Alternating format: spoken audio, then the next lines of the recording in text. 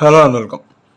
இந்த வீடியோவில் நாம் பார்க்க போகிறது டைரக்ட் ஸ்பீச் இன்டைரக்ட் ஸ்பீச்சில் எக்ஸ்க்ளமேட்ரி சென்டென்ஸ் இருந்ததுன்னா, டைரக்ட் ஸ்பீச்சில் அந்த கொட்டேஷனுக்குள்ள எக்ஸ்க்ளமேட்ரி சென்டென்ஸ் இருந்ததுன்னா அதை எப்படி இன்டைரக்ட் ஸ்பீச்சாக மாற்றுறது.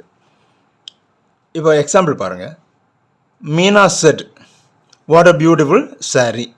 மீனா சொன்னது என்ன, என்ன ஒரு அழகான சாரீ அப்படின்னு சொல்கிறது.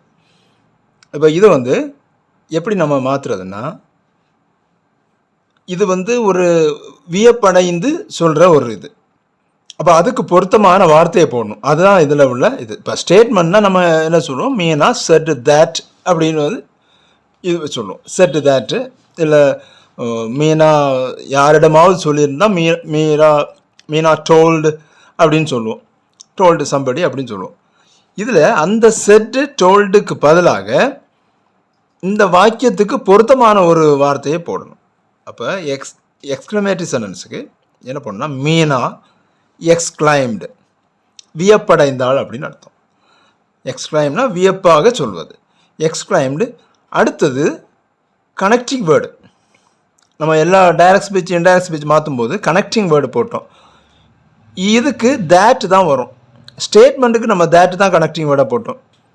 இதுக்கும் எக்ஸ்க்ளமேட்டரி சென்டென்ஸுக்கும் தேட் தான் connecting word. எக்ஸ்க்ளைம்டு that it was. It was இது பாஸ்ட் டென்ஸுங்கிறதுனால வாஸ் போடுறோம். It was a very beautiful saree. ரொம்ப சிம்பிள் தான். a beautiful சாரிங்கிறது a very beautiful சாரின்னு மாற்றுறோம். எக்ஸ்க்ளைம்டு போட்டுட்டு வெரி பியூட்டிஃபுல் அப்படின்னு போட்டுறோம். அவ்வளோதான். அடுத்து இன்னொரு இது பாருங்கள். Ravi set how pathetic was that scene. அந்த காட்சி எவ்வளவு பரிதாபத்துக்குரியதாக இருந்தது. pathetic அப்படின்னா ரொம்ப பிட்டியபிள், எவ்வளவு பரிதாபத்துக்குரிய இதாக இருந்தது அப்படின்னு சொல்கிறோம்.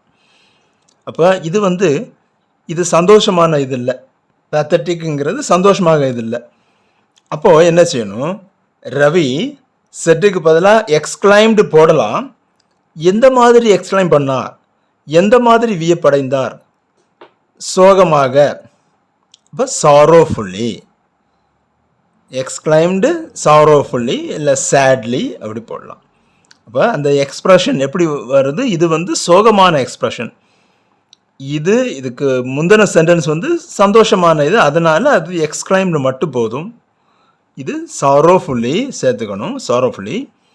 Again connecting word that. It was a பெத்தட்டிக்ங்கிறத வெரிங்கிறத சேர்த்துக்கணும். It was a very pathetic scene. Ravi exclaimed sorrowfully that it was a very pathetic scene. இந்த சென்டென்ஸ் மாற்றுறது ரொம்ப ஈஸி. கனெக்டிங் வேர்டை மட்டும் ஞாபகம் வச்சுட்டா போதும்.